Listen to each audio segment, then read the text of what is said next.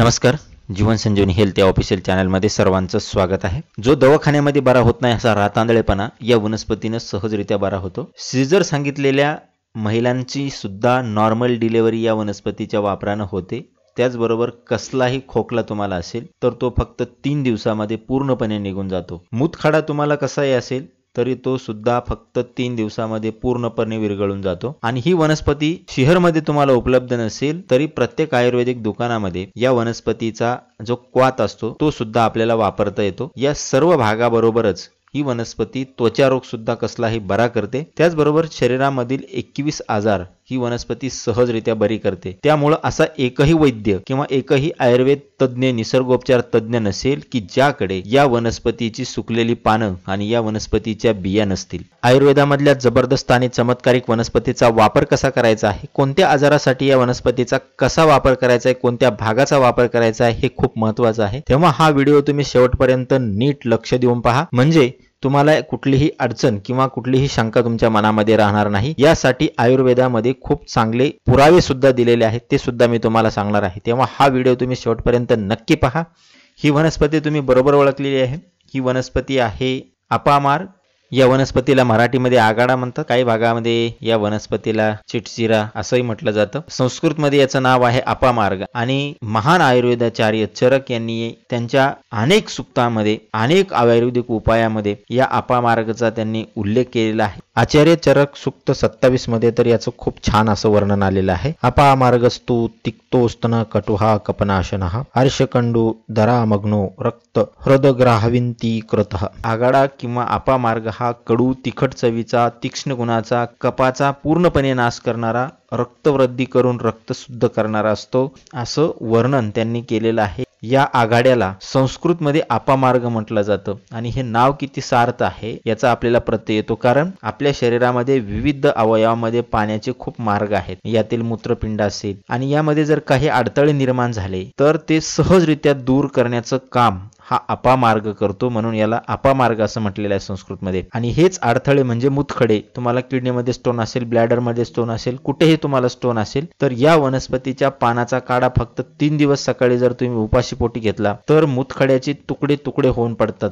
आणि हे तुम्हाला दिसतील सुद्धा। तर याचा उपाय असा करायचा आहे की याच्या वनस्पतीचे 5 ते 6 पानं घ्यायचे आहेत, 2-3 कप पाणी घ्यायचं आहे आणि ही 5-6 पानं 2-3 कप पाण्यामध्ये टाकून त्या पाण्याला 1 कप पाणी होईपर्यंत उकळवायचं आहे आणि तो काढा सकाळी उपाशी पोटी घ्यायचा आहे। असं सलग 3 दिवस करायचे। तुमचे मूतखडे किंवा किडनी मधले स्टोन सहजरित्या पडून जातील। तुम्हाला कितीही जुनाट खोकला असेल किंवा डांग्या खोकला असेल, कोरडा खोकला असेल किंवा खोकल्यामधून तुम्हाला कफ पडत असेल, कफ घालवण्यासाठी तर ही वनस्पती आयुर्वेदामधली श्रेष्ठतम वनस्पती आहे। या वनस्पतीच्या पानाचा 2 चमचे रस घ्यायचा आहे आपल्याला, तो 1 चमचा मधामध्ये मिक्स करायचा आणि रोज सकाळी उपाशी पोटी असं फक्त 3 दिवस घ्यायचं आहे। 4थ्या दिवशी तुम्ही बळच खोकायचा जरी प्रयत्न केला तरी तुम्हाला खोकला येणार नाही, म्हणजे इतका या वनस्पतीचा जबरदस्त वापर आहे। आणि हा उपाय करताना अजिबात संकोच करू नका। या वनस्पतीचा कुठलाही साइड इफेक्ट नसतो। या वनस्पतीच्या कवळ्या पानाची भाजी आजही ग्रामीण भागामध्ये रानभाजी म्हणून खाल्ली जाते, त्यामुळे या वनस्पतीच्या वापरामध्ये संकोच करण्याचं काय कारण नाही। आयुर्वेदामध्ये या वनस्पतीला खूप उच्चतम स्थान आहे। त्याचबरोबर या वनस्पतीच्या वापराने रातांदळेपणा सुद्धा समूळ नष्ट होतो।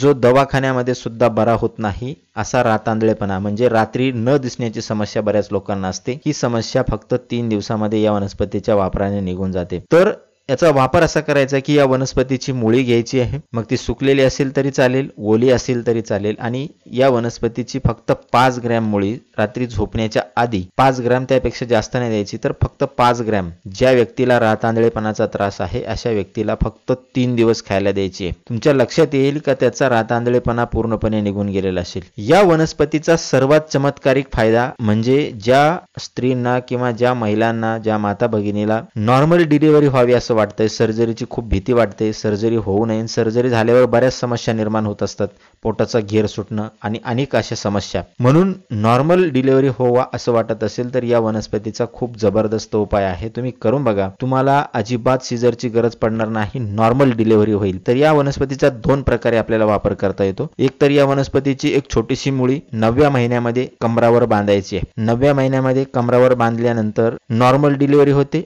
नॉर्मल डिलिव्हरी होताच ही कमरेवरची मुळी तात्काळ सोडायची आहे आणि पाण्यामध्ये सोडून द्यायची आहे। आणि एक दुसरा याचा उपाय असा करता येतो की या वनस्पतीला जे बी येतं, जे काटेरी बी असतं, ते बी थोडंसं कुटून काढलं की त्यामध्ये तांदळासारखं बी निघतं। या बियाच्या चांगल्या रीतीनं कुटून त्याचा लेप प्रसूती कळा सुरू होतात त्यावेळेस पोटावर, बेंबीवर आणि ओटी पोटावर त्याचा लेप द्यायचा आहे। अगदी अर्ध्या तासामध्ये नॉर्मल डिलिव्हरी होते, इतकी ही जबरदस्त वनस्पती आहे। या वनस्पतीची मुळं इतकी गुणकारी आहेत हे तुमच्या लक्षात आलंच असेल। बरं, या वनस्पतीचा वापर करून अनेक आजार आपले बरे होतात। काच बिंदू सारखा जो आजार आहे तो या वनस्पतीच्या मुळांमुळे समूळ नष्ट होतो। या वनस्पतीच्या मुळाचा लेप द्यायचा आहे डोळ्याच्या पापण्यावर सलग 11 दिवस, तुमचा काच बिंदू पूर्णपणे निघून जाईल। त्याचबरोबर या वनस्पतीची मुळं इतकी गुणकारी आहेत की या वनस्पतीच्या मुळांमुळे तुम्हाला विंचू चावला असेल तर अगदी 1 मिनिटामध्ये तुमचा विंचू उतरतो। ज्या ठिकाणी विंचू चावलेला आहे, विंचवांचा दंश झालेला आहे, त्या ठिकाणी या वनस्पतीची मुळी उघडायची आहे आणि त्या ठिकाणी लावायचं आहे। 1 मिनिटामध्ये तुमचा विंचू उतरून जातो। त्याचबरोबर दाताला कीड लागली असेल, दात दुखत असेल, दातामध्ये प्रचंड वेदना होत असतील तर ते सुद्धा 2 मिनिटामध्ये बंद होतात या वनस्पतीच्या मुळाने। तर ज्या ठिकाणी तुम्हाला दाताला कीड लागली किंवा दातामध्ये दुखतं आहे अशा ठिकाणी या वनस्पतीचं मूळ चावायचं आहे, त्या ठिकाणी तो रस धरायचा आहे। दुखऱ्या दातावर हा रस धरायचा आहे आणि थोड्या वेळाने तो थुकून द्यायचा आहे। तुमचा दात दुखायचा पूर्णपणे थांबून जाईल। या वनस्पतीचा वापर करून त्वचा रोग आपण समूळ नष्ट करू शकतो, त्वचा रोग आपला बरा होऊ शकतो।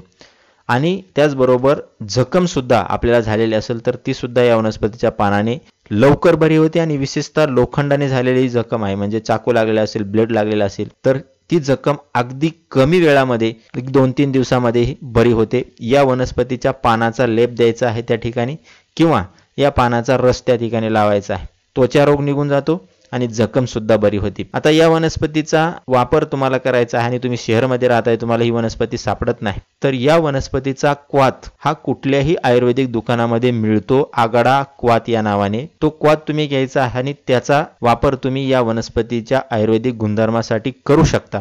म्हणजे शहरमधल्या लोकांना सुद्धा हे उपाय करता येतो। पण असं मला एकही शहर किंवा एकही गाव किंवा एकही राज्य वाटत नाही की ज्या ठिकाणी तुम्हाला आगाडा ही वनस्पती सापडणार नाही।